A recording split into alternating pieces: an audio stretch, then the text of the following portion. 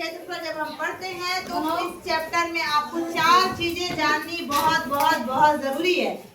चारों को जो है पॉइंट वाइज हमने लिख दिया है। पहला है बंद आकृति, दूसरा है खुली आकृति, तीसरा है परिमाप और चौथा है क्षेत्रफल। बहुत ही इजी है और आप लोग झट से समझ जाओगे क्योंकि आप सभी तेज तरार बच्चे समझना है ना। तो प्यारे बच्चों, आप तो जानते हो कि बंद आकृति किसे कहते हैं? जो बंद रहता है। ये वाला है क्या? नहीं, ये वाला। खुली आकृति किसे कहेंगे? जो खुला है। जो आकृति खुला है। जो आकृति खुला है। खुला है इसको कहेंगे? नहीं, उसको।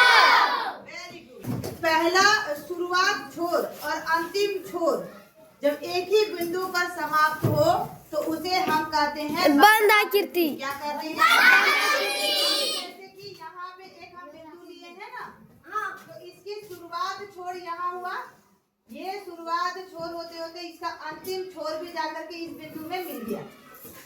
ठीक है, तो ये हो गया बंद आकृति। क्या कहते हैं इसको? बंद आकृति। जिस आकृति की शुरुआत और अंतिम बिंदु एक हो उसे हम कहते हैं बंद आकृति। क्या कहते हैं? बंद आकृति। और जिस आकृति की शुरुआत बिंदु और अंतिम बिंदु अलग अलग हो उसे हम कहते हैं खुली आकृति। क्या कहते हैं? खुली आकृति। अब जैसे देखो बेटा, एक यहाँ बिंदु हम लिए, ठीक है, अब यहाँ से इस बिंदु को लेकर के और यहाँ हम समाप्त कर दिए, तो यहाँ भी एक बिंदु है ना। हाँ। बीच में तो एक खुली है आकृति। हाँ।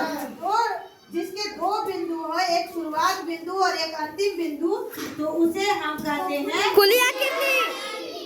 तो आपने ये बंद आकृति समझ लिया? हाँ। बंद आकृति में कितने बिंदु होते हैं?